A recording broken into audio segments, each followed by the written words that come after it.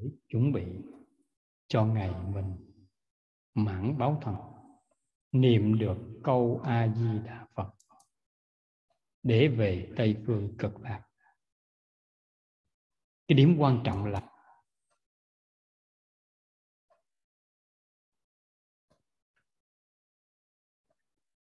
Nam mô A Di Đà Phật. Đến giờ công phu, thỉnh mời toàn bộ ông bà, cô bác, anh chị em Phật tử ta về vị trí để chuẩn bị vào thời khóa lạy Phật. Ban đầu ạ. A Di Đà Phật.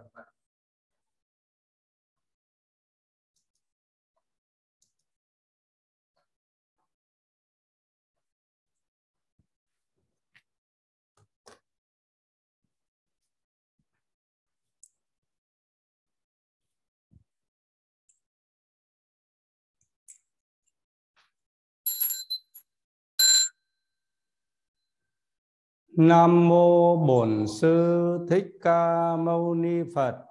Nam mô A Di Đà Phật. Con xin cung kính cung thỉnh chư tôn đức tăng ni chứng minh. Thỉnh mời ông bà, cô bác, anh chị em Phật tử khởi thân đứng dậy, chắp tay trang nghiêm, lễ kính chư Phật. Lễ A Di Đà Phật.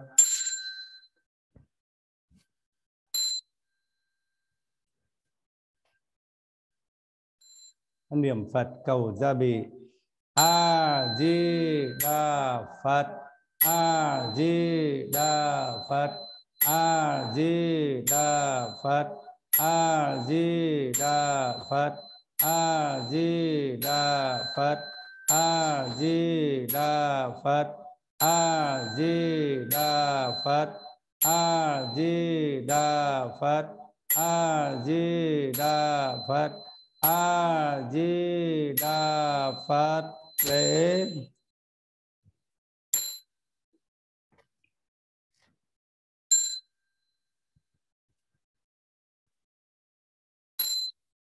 Nam mô Tây Phương Cực Lạc Thế Giới Đại Từ Đại Bi Tiếp Sư A Di Đà Phật.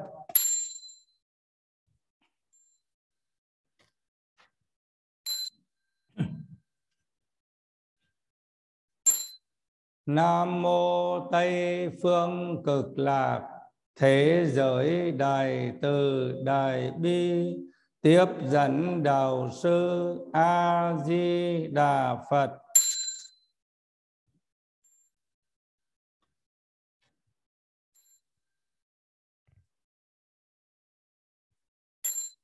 Nam mô Tây Phương Cực Lạc Thế Giới Đại Từ Đại Bi Tiếp dẫn Đạo Sư A Di Đà Phật.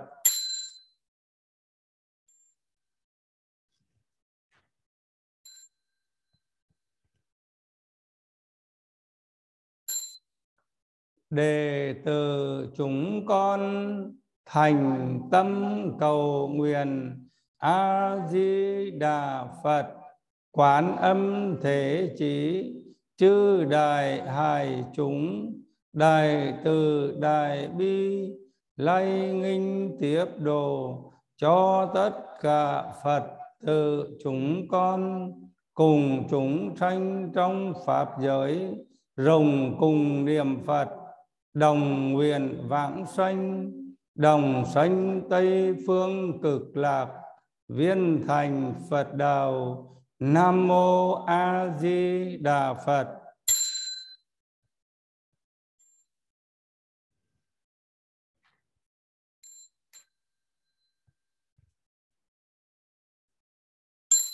Mời đại chúng đồng quỳ xuống để phát nguyện hành theo ấn tổ. Nam mô A Di Đà Phật.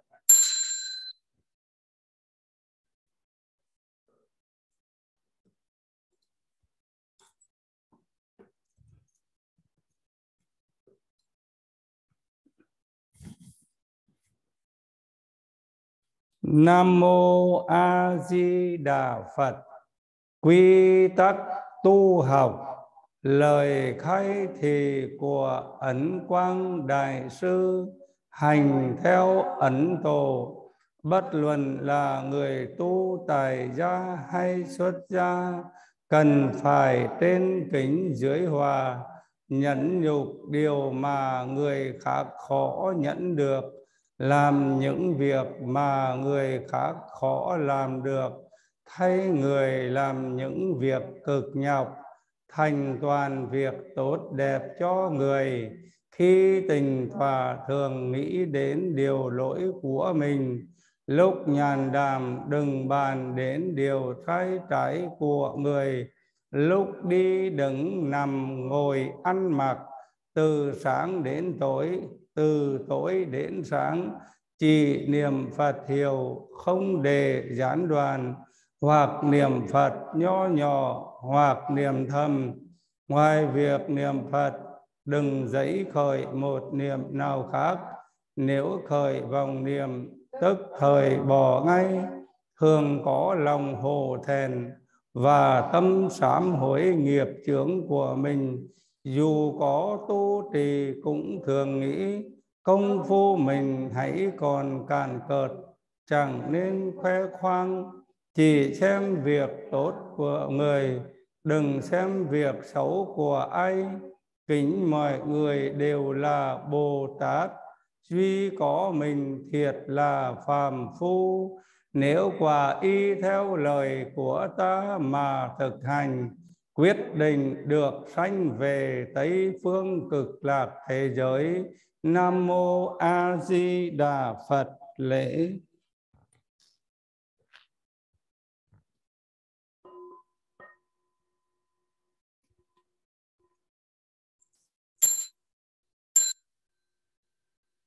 Phật A Di Đà, thân kim sắc tướng tốt quang minh tự trang nghiêm.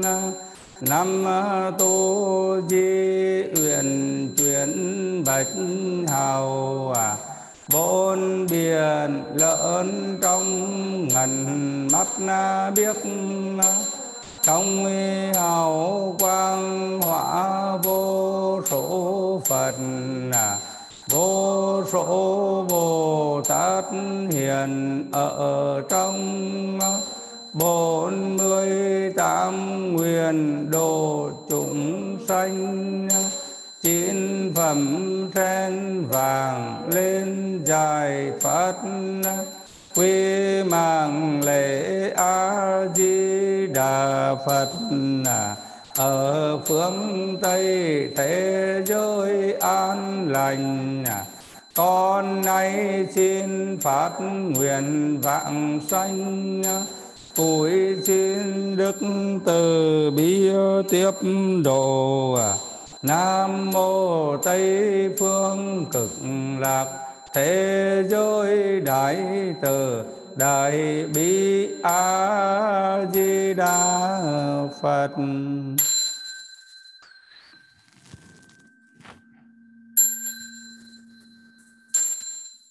Ta đời trong chốc lát ra lạy Phật. A Di Đà Phật.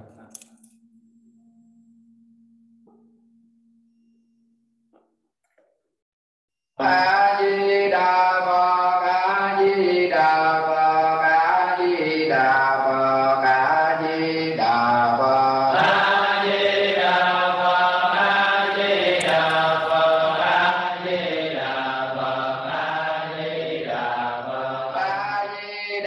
Phật, A Di Đà Phật, A Di Đà Phật, A Di Đà Phật, A Di Đà Phật, A Di Đà Phật,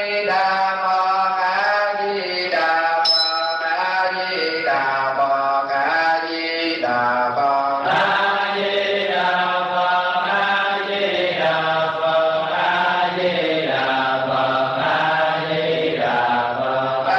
Di Đà Phật. A Di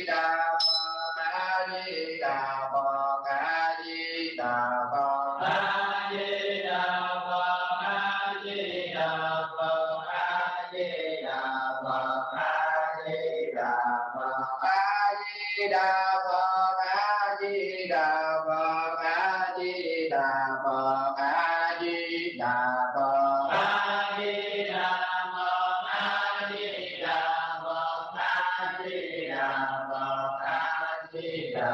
A Di Đà Phật. A Di Đà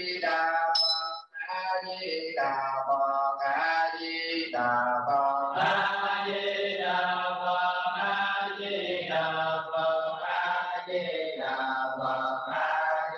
Đà Phật. A Di Đà Phật. A Di Đà Phật. A Di Đà Phật. A Di Đà Phật. A Di Đà Phật. A Di Đà Phật. A Di Đà Phật. A Di Đà Phật. A Di Đà Phật. A Di Đà. A Di Đà Phật. A Di Đà Phật. A Di Đà Phật. A Di Đà Phật. A Di Đà Phật. A Di Đà Phật. A Di Đà Phật. A Di Đà Phật. A Di Đà Phật. A Di Đà Phật. A Di Đà Phật. A Di Đà Phật. A Di Đà Phật. A Di Đà Phật. A Di Đà Phật. A Di Đà. A Di Đà Phật. A Di Đà Phật. A Di Đà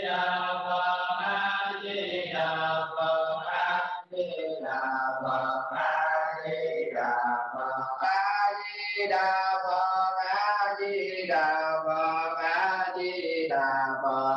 A Di Đà Phật.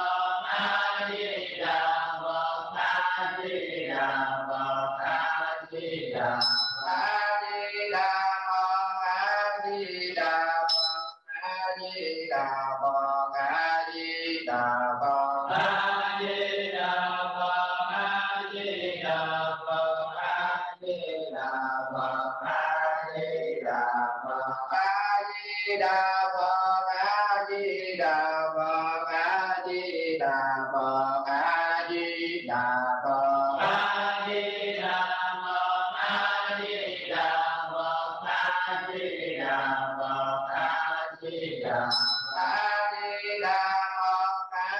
Di Đà. A Di Đà Phật. A Di Đà Phật. A Di Đà Phật. A Di Đà Phật. A Di Đà Phật. A Di Đà Phật. A Di Đà Phật. A Di Đà Phật. A Di Đà Phật. A Di Đà Phật. A Di Đà Phật. A Di Đà Phật. A Di Đà Phật. A Di Đà Phật. A Di Đà Phật. A Di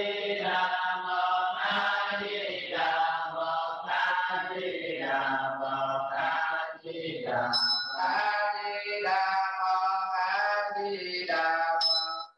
Di Đà Phật. A Di Đà Phật. A Di Đà Phật. A Di Đà Phật. A Di Đà Phật. A Di Đà Phật. A Di Đà Phật. A Di Đà Phật. A Di Đà Phật. A Di Đà Phật. A Di Đà Phật. A Di Đà Phật. A Di Đà Phật. A Di Đà Phật. A Di Đà Phật. A Di Đà. A Di Đà Phật. A Di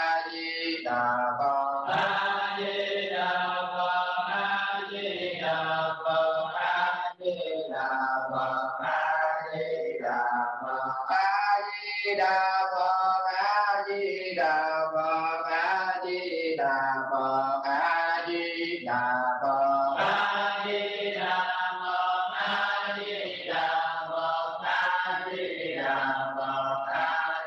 Đà. A Di Đà Phật. A Di Đà Phật. A Di Đà Phật. A Di Đà Phật. A Di Đà Phật. A Di Đà Phật. A Di Đà Phật. A Di Đà Phật. A Di Đà Phật. A Di Đà Phật. A Di Đà Phật. A Di Đà Phật. A Di Đà Phật. A Di Đà Phật. A Di Đà Phật. A Di Đà. A Di Đà Phật. A Di Đà Phật. A Di Di Đà Phật, A Di Đà Phật, A Di Đà Phật, A Di Đà Phật, A Di Đà Phật, A Di Đà Phật, A Di Đà Phật, A Di Đà Phật, A Di Đà Phật, A Di Đà Phật, A Di Đà Phật, A Di Đà Phật, A Di Đà Phật, A Di Đà, A Di Đà Phật, A Di Đà Phật, A Di Đà Phật, A Di Đà Phật, A Di Đà Phật, A Di Đà Phật, A Di Đà Phật, A Di Đà Phật, A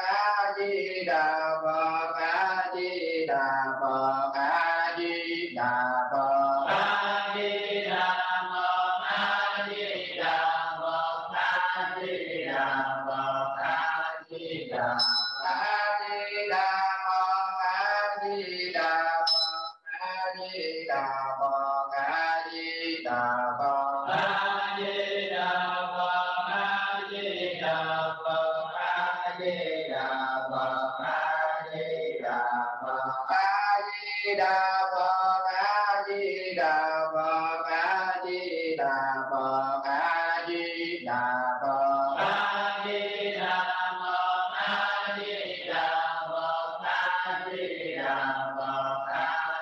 Đà,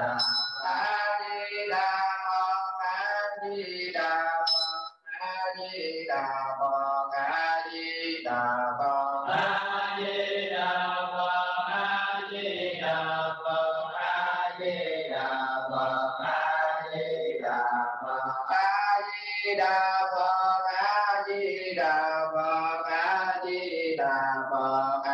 Di Đà Phật, A Di Đà Phật, A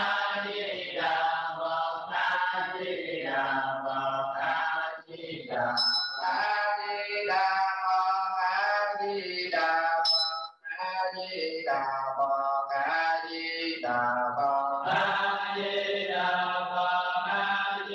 Đà Phật, A Di Đà Phật, A Di Đà Phật, A Di Đà Phật, A Di Đà Phật, A Di Đà Phật, A Di Đà Phật, A Di Đà Phật, A Di Đà Phật, A Di Đà Phật, A Di Đà Phật, A Di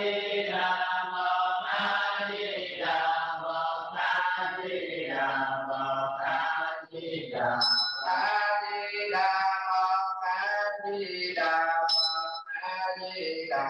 A Di Đà Phật, A Di Đà Phật, A Di Đà Phật, A Di Đà Phật, A Di Đà Phật, A Di Đà Phật, A Di Đà Phật, A Di Đà Phật, A Di Đà Phật, A Di Đà Phật, A Di Đà Phật, A Di Đà Phật, A Di Đà Phật, A Di Đà Phật, A Di Đà, A Di Đà Phật, A Di Đà Phật, A Di Đà Phật, A Di Đà Phật, A Di Đà Phật, A Di Đà Phật, A Di Đà Phật, A Di Đà Phật, A Di Đà Phật, A Di Đà Phật, A Di Đà Phật, A Di Đà Phật, A Di Đà Phật, A Di Đà Phật, A Di Đà Phật, A Di Đà, A Di Đà Phật, A Di Đà Phật, A Di Đà Phật, A Di Đà Phật, A Di Đà Phật, A Di Đà Phật, A Di Đà Phật, A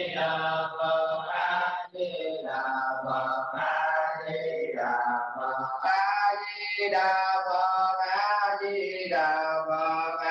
Di Đà Phật, A Di Đà Phật, A Di Đà Phật, A Di Đà Phật, A Di Đà Phật, A Di Đà, A Di Đà Phật, A Di Đà Phật, A Di Đà Phật, A Di Đà Phật, A Di Đà Phật, A Di Đà Phật, A Di Đà Phật, A Di Đà Phật, A Di Đà Phật, A Di Đà Phật, A Di Đà Phật, A Di Đà Phật, A Di Đà Phật, A Di Đà Phật, A Di Đà Phật, A Di Đà, A Di Đà Phật, A Di Đà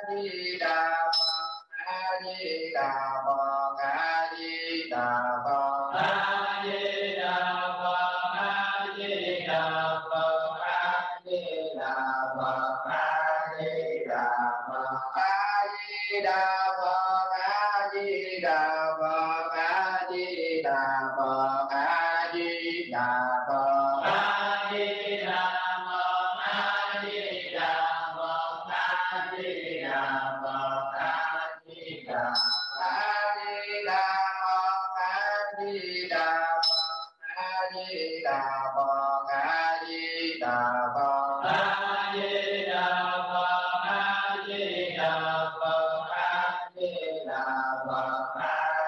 Đà Phật, A Di Đà Phật, A Di Đà Phật, A Di Đà Phật, A Di Đà Phật, A Di Đà Phật, A Di Đà Phật, A Di Đà Phật, A Di Đà Phật, A Di Đà, A Di Đà Phật, A Di Đà Phật, A Di Đà Phật, A Di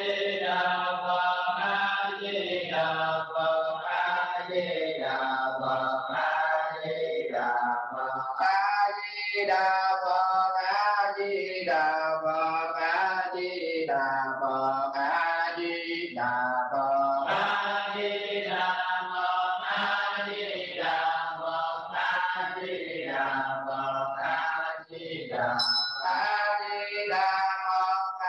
Di Đà, A Di Đà Phật, A Di Đà Phật, A Di Đà Phật, A Di Đà Phật, A Di Đà Phật, A Di Đà Phật, A Di Đà Phật, A Di Đà Phật, A Di Đà Phật, A Di Đà Phật, A Di Đà Phật, A Di Đà Phật, A Di Đà Phật, A Di Đà Phật, A Di Đà Phật, A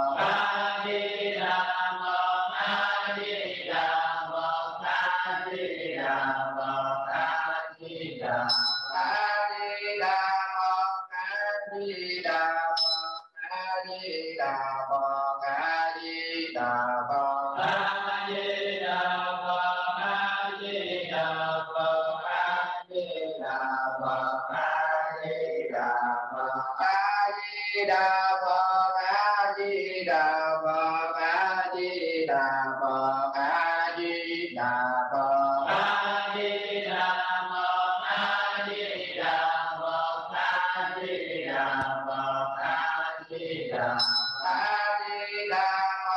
A Di Đà Phật, A Di Đà Phật, A Di Đà Phật, A Di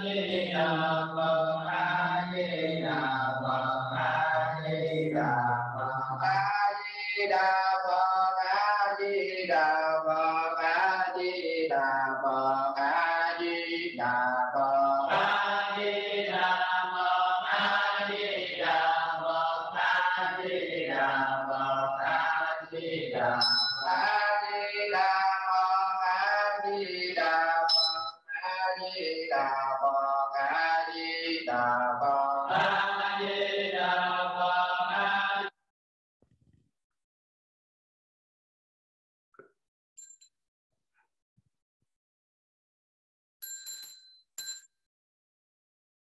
Nam mô Đại Bi Quán Thế Âm Bồ Tát. Nam mô Đại Bi Quán Thế Âm Bồ Tát. Nam mô Đại Bi Quán Thế Âm Bồ Tát. Nam mô Đại Thế Chí Bồ Tát. Nam mô Thế Chí Bồ Tát. Nam mô Đại Thế Chí Bồ Tát. Nam mô Địa Tạng Vương Bồ Tát. Nam mô Tạng Vương Bồ Tát. Nam mô Địa Tạng Vương Bồ Tát. Nam mô Thanh Tịnh Chúng Bồ Tát. Nam mô Thanh Tịnh Đại Hay Chúng Bồ Tát. Nam mô Thanh Tịnh Đại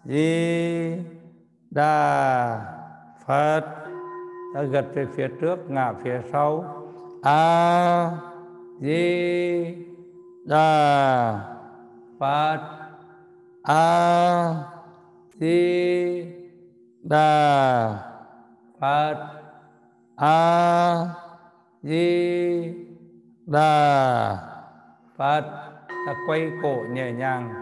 A Di Đà Phật. A Di Đà Phật. A Di Đà Phật. Đảo chiều. A Di Đà Phật. A Di Đà Phật. A Di Đà Phật. Nhích vai. A Di Đà Phật. A Di Đà Phật. A Di Đà Phật. Ta xoa tay. A Di Đà Phật. A Di Đà Phật. A Di Đà Phật. Ta vuốt mắt. A Di Đà Phật. A Di Đà Phật. A Di Đà Phật. Vuốt mũi. A Di Đà Phật. A Di Đà Phật. A Di Đà Phật. Vuốt tay. A Di Đà Phật. A Di Đà Phật. A Di Đà Phật. Vuốt cổ. A Di Đà Phật. A Di Đà Phật. A Di Đà Phật. Vuốt toàn thể khuôn mặt. A Di Đà Phật. A Di Đà Phật. A Di Đà Phật. Ta chạy ngược đầu. A Di Đà Phật. A Di Đà Phật. A Di Đà Phật. Ta vuốt cánh tay trái. A Di Đà Phật. A Di Đà Phật. A Di Đà Phật. Đổi tay. A Di Đà Phật. A Di Đà Phật. A Di Đà Phật. Ta vuốt hông trái. A Di Đà Phật. A Di Đà Phật. A Di Đà Phật. Đổi tay. A Di Đà Phật. A Di Đà Phật. A Di Đà Phật. Ta xoa ngực, xoa bụng, xoa lưng. A Di Đà Phật. A Di Đà Phật. A Di Đà Phật. Đảo chiều. A Di Đà Phật. A Di Đà Phật. A Di Đà Phật. Rồi ta quay hai cánh tay. A Di Đà Phật. A Di Đà Phật. A Di Đà Phật. Đảo chiều. A Di Đà Phật. A Di Đà Phật. A Di Đà Phật. Rồi ta quay cột sống.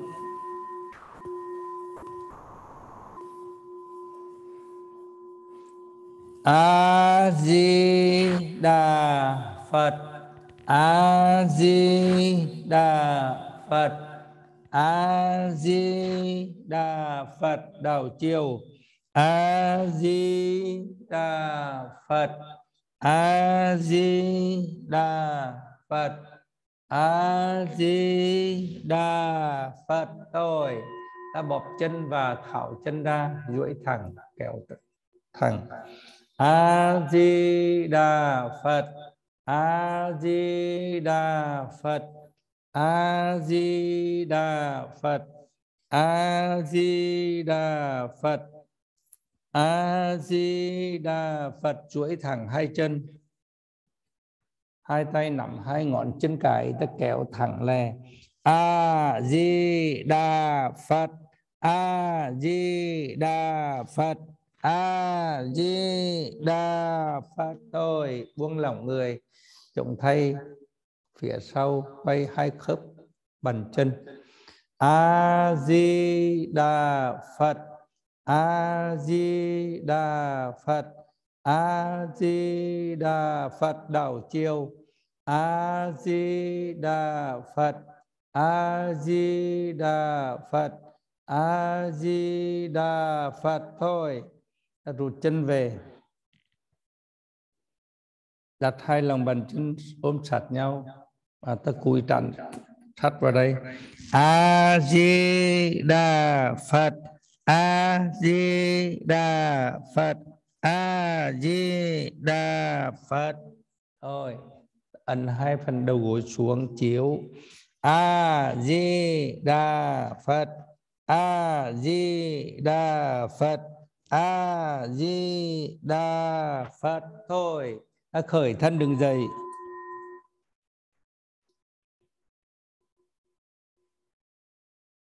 Trùm đầu gối, đặt tay vào xoay hai chiều. A Di Đà Phật. A Di Đà Phật. A Di Đà Phật. Đảo chiều. A Di Đà Phật.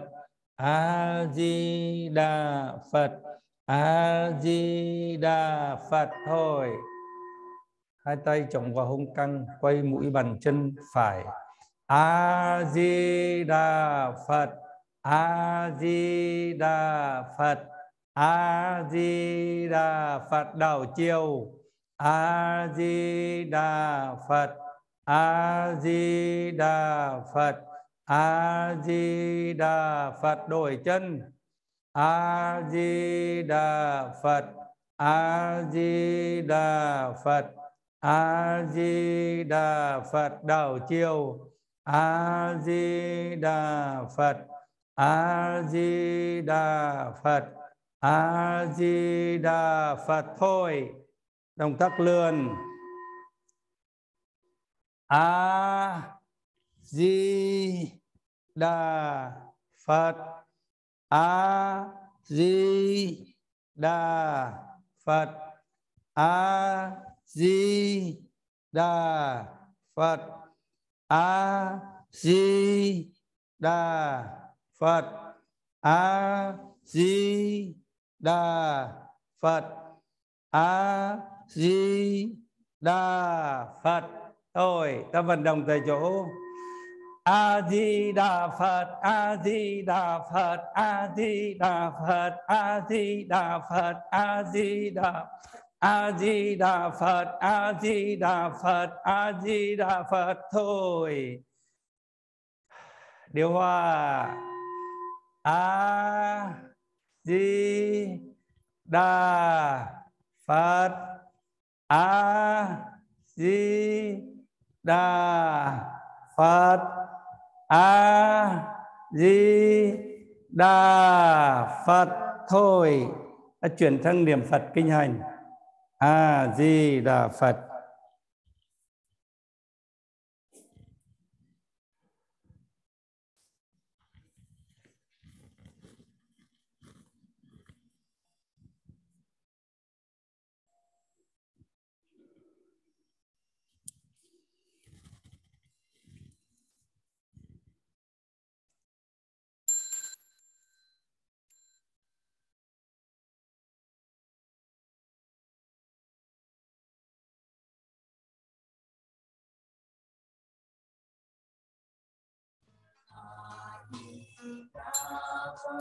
A Di Đà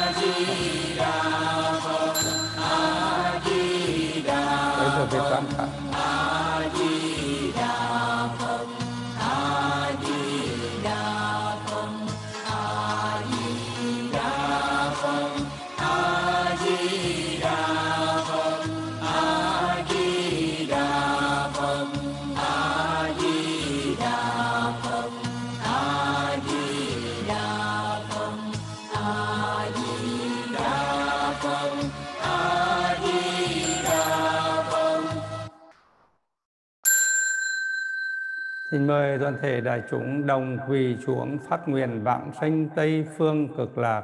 A Di Đà Phật.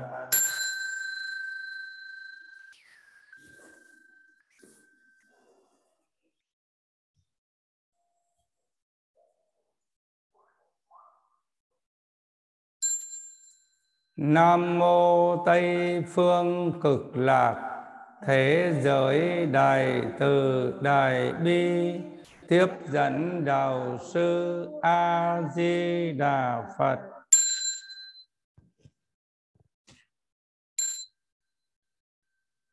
Nam mô Tây phương cực lạc thế giới đại từ đại bi tiếp dẫn đạo sư A Di Đà Phật.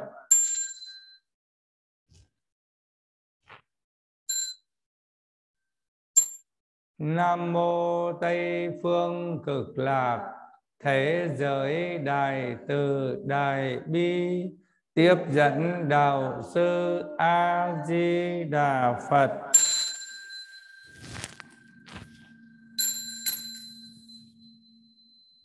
Quy mạng lễ A Di Đà Phật. Ở phương Tây thế giới an lành, con nay xin phát nguyện vãng sanh, cúi xin đức từ bi tiếp độ.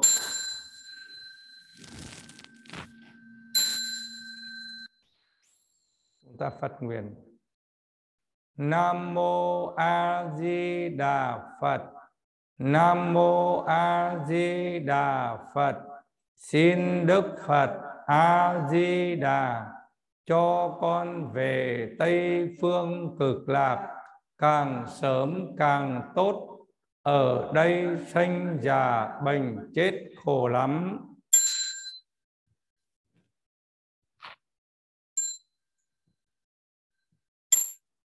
Nam mô A Di Đà Phật. Nam mô A Di Đà Phật. Xin Đức Phật A Di Đà cho con về Tây phương cực lạc sớm mau thành Phật, thoát kiếp luân hồi, quay lại Ta Bà, cứu độ chúng sanh.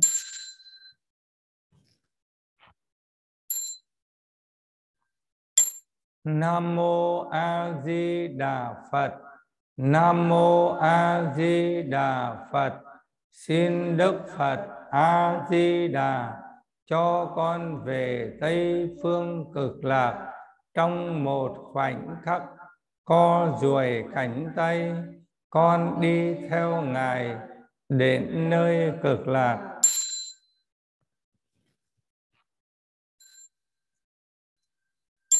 Nam mô A Di Đà Phật. Nam mô A Di Đà Phật.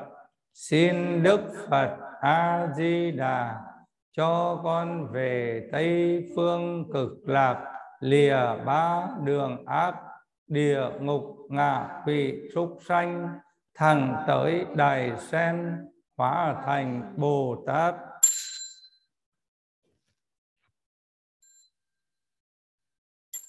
Nam mô A Di Đà Phật. Nam mô A Di Đà Phật.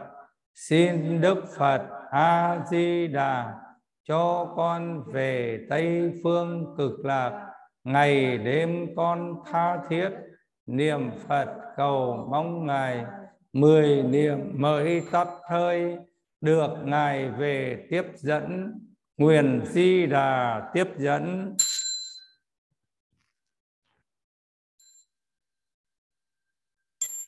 Nam mô A Di Đà Phật.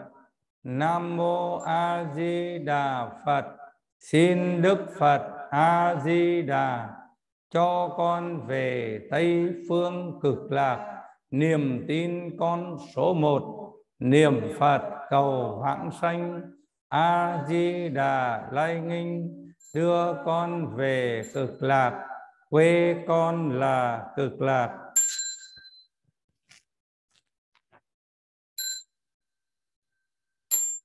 Nam mô A Di Đà Phật. Nam mô A Di Đà Phật. Xin Đức Phật A Di Đà cho con về Tây phương Cực Lạc. Con không theo ai hết, chỉ theo Phật Di Đà. 48 nguyện phát ra, theo Cha về Cực Lạc, theo Phật về Cực Lạc.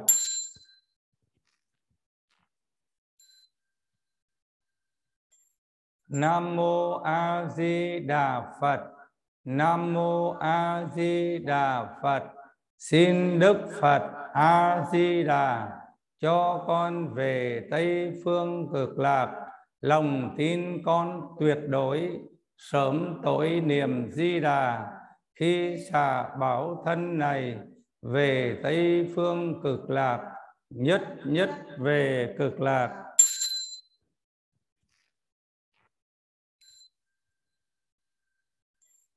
Nam mô A Di Đà Phật. Nam mô A Di Đà Phật. Xin Đức Phật A Di Đà cho con về Tây phương Cực Lạc. Thế nào con cũng chết, xin quyến thuộc người thân, lo niệm Phật vãng sanh về Tây phương với Phật, theo Di Đà làm Phật.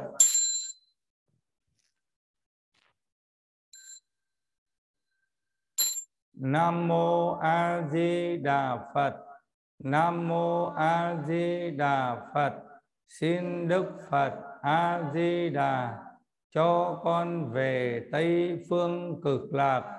Thấy rõ ràng trước mắt, sống chết chỉ một hơi, niệm Phật vãng sinh thôi. Cuộc đời không vĩnh viễn, Tây phương là vĩnh viễn.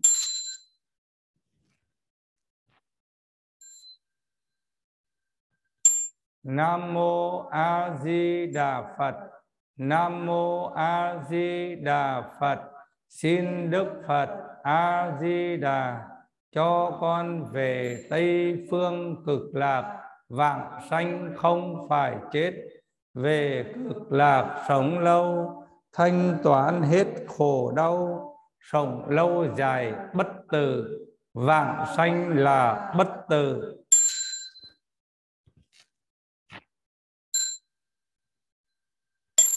Nam mô A Di Đà Phật.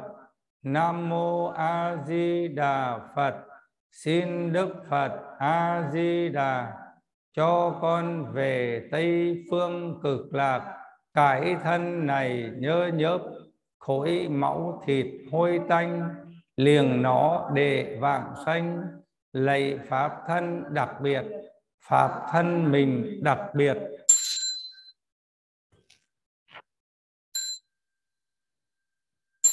Nam mô A Di Đà Phật. Nam mô A Di Đà Phật.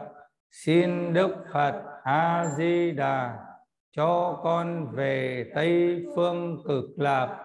Con dứt khoát bỏ chấp với bất cứ việc gì, buông xả để ra đi, về Tây phương mới giỏi, người bỏ chấp mới giỏi.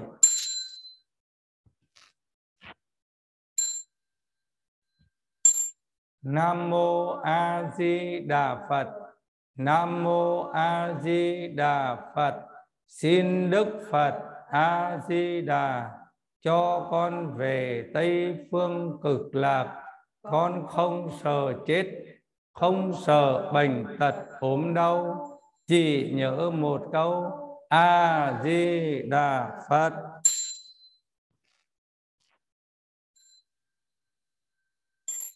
Nam mô A Di Đà Phật. Nam mô A Di Đà Phật.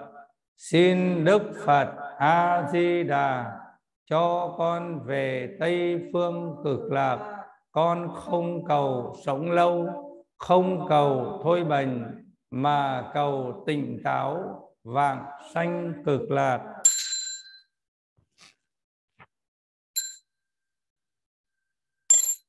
Nam mô A Di Đà Phật. Nam mô A Di Đà Phật. Xin Đức Phật A Di Đà cho con về Tây phương Cực Lạc. Nguyện con khi lâm chung biết trước ngày giờ, đau nhẹ chết nhanh, không hôi không tanh, không làm phiền người xung quanh, vãng sanh Cực Lạc.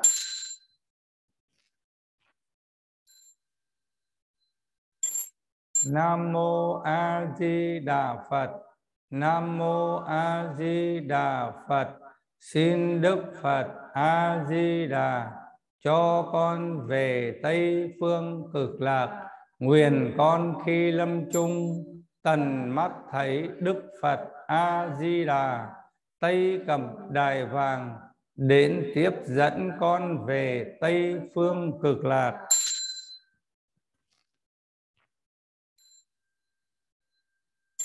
Nam mô A Di Đà Phật. Nam mô A Di Đà Phật.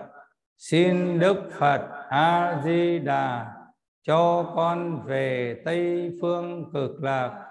Nguyện con khi lâm chung tín nguyện hành đủ đầy, ban hộ niệm cứu ngay, các ban gia ủng hộ, gia đình đều ủng hộ.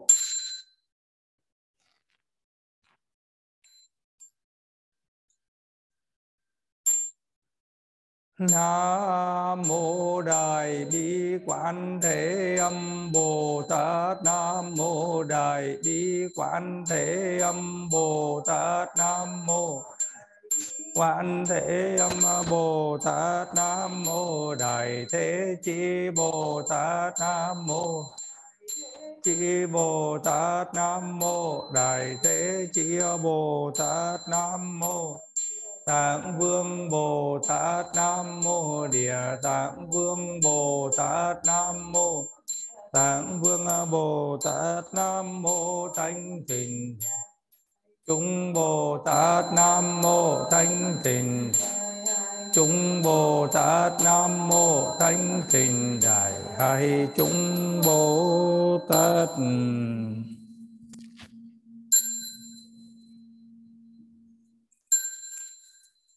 Thỉnh mời đại chúng được hồi hướng công đức để chúng ta hồi hướng.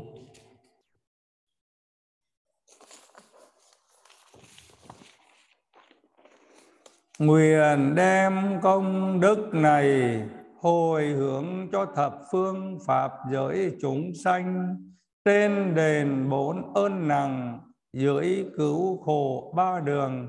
Nguyện cầu cho thế giới hòa bình, tiêu tai giải nạn, hồi hướng cho lịch đại kiếp số oán thân trái chủ. Tất cả chúng sanh đã bị con não loạn hoặc giết hại vì bất cứ lý do gì, hôm nay con xin thành tâm sám hối. Nguyện cầu chư vị xóa bỏ hận thù, hộ pháp cho nhau, đồng lòng niệm Phật, đồng nguyện vãng sanh, đồng sanh Cực Lạc. Hồi hướng cho tất cả thân bằng quyến thuộc trong vô lượng kiếp, dù đang ở trong bất cứ cảnh giới nào, đều được cảm ứng phát lòng tín nguyện hành niệm Phật siêu sanh tịnh độ. Hồi hướng cho tất cả thân bằng quyến thuộc hiền tiền, nghiệp chướng tiêu trừ, phước lành tăng trưởng, phát khởi tín tâm niệm Phật cầu sanh tịnh độ và đều được thành tựu. hồi hướng cho tất cả chúng sanh có duyên hay không có duyên với con, sau cùng đều được vãng sinh cực lạc quốc. Hồi hướng về Tây phương trang nghiêm tịnh độ, nguyện khi con lâm chung không còn chướng ngại, biết trước ngày giờ tâm hồn tỉnh táo, thấy A Di Đà Phật Quán Âm Thế Chí thanh tịnh đại hải chúng, tướng hảo quang minh hiền thân tiếp dẫn vãng sinh cực lạc. Nguyện hoa nở thấy Phật ngộ vô sanh, nguyện chứng đắc vô thượng Bồ đề, nguyện độ vô biên chúng sanh trong 10 phương pháp giới, vãng sanh Tây phương cực lạc, viên thành Phật đạo. Nam mô A Di Đà Phật.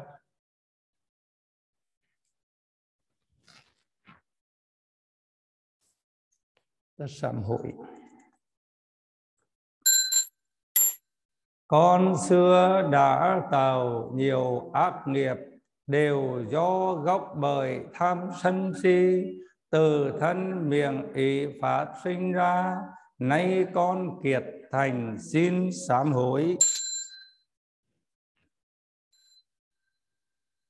Con xưa đã tạo nhiều ác nghiệp, đều do gốc bởi tham sân si, từ thân miệng ý phát sinh ra, thần đáy lòng con xin sám hối. Con xưa đã tạo nhiều ác nghiệp, đều do gốc bởi tham sân si, từ thân miệng ý phát sinh ra, tất cả tội căn xin sám hối. Nam mô cầu sám hối Bồ Tát Ma A Tát. Nam mô cầu sám hối Bồ Tát Ma A Tát. Nam mô sám hối Bồ Tát Ma Tát. Từ quý Phật xin nguyện chúng sanh thể theo đạo cả, phát lòng vô thường.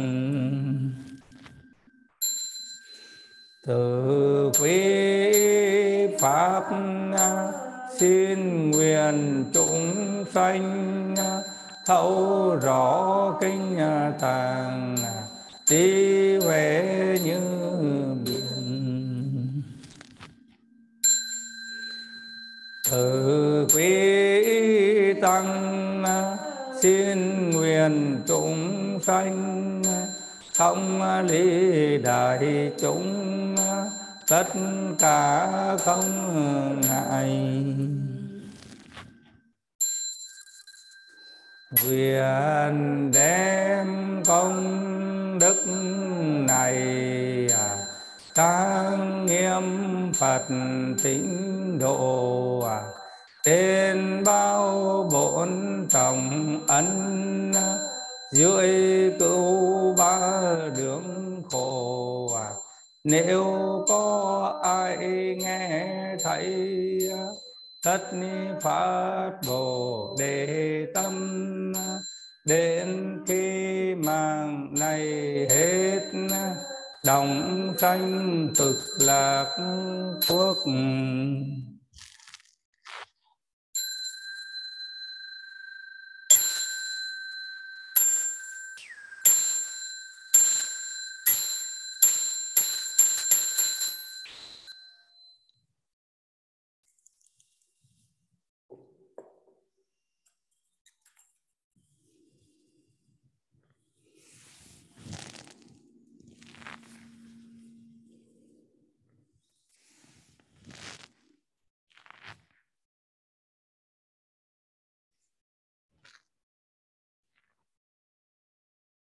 Nam mô A Di Đà Phật. Thời khóa công phu sáng đã kết thúc. Đại diện cho ban tổ chức Viên Thiền ghi nhận, tri ân, cảm niệm công đức cộng tu của toàn thể đại chúng. Nam mô A Di Đà Phật. Mời đại chúng đồng khởi thân đứng dậy. chắp tay lễ xá Phật. A Di Đà Phật. Xin chào tất cả quý vị. A Di Đà Phật.